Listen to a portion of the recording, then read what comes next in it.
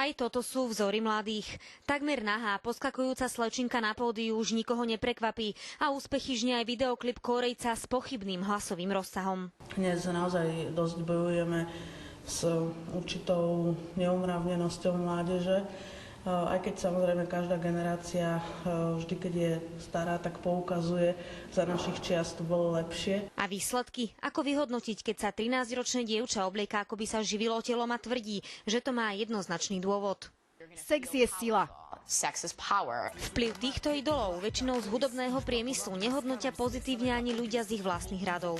Za svetskou slávou lákajú ich pseudocelebrity s pyšnou tvárou. Treba sa k tomu postaviť zodpovedne a zrelo a vnášať do spoločnosti myšlienky, ktoré povznesú tieto deti k tým pravým hodnotám, aké boli v minulosti. Dnes skôr je tendencia, že byť slušný je smiešne. Naopak byť drzý a arogantný, to sa dnes nosí, no ale ťažko prognozovať, že čo z toho všetkého bude o ďalších 50 rokov. Vyzerá to, že nič dobré. Vlastne už dejiny nám ukázali, že podceňovanie a ignorovanie mravných noriem vedie k úpadku spoločnosti. Všetky veľké ríše, ktoré nestáli na pevných morálnych základoch, sa časom rozpadli. Otázne teraz zostáva, či sa z toho dokážeme poučiť. Pokiaľ sa teda nenájde nejaký ten modus vivendi, nejaký správny model, tak tie následky môžu byť veľmi ďaleko siahle. Zvalujeme to všetko na dnešnú dobu, že doba je zlá, doba je temná, doba je negatívna.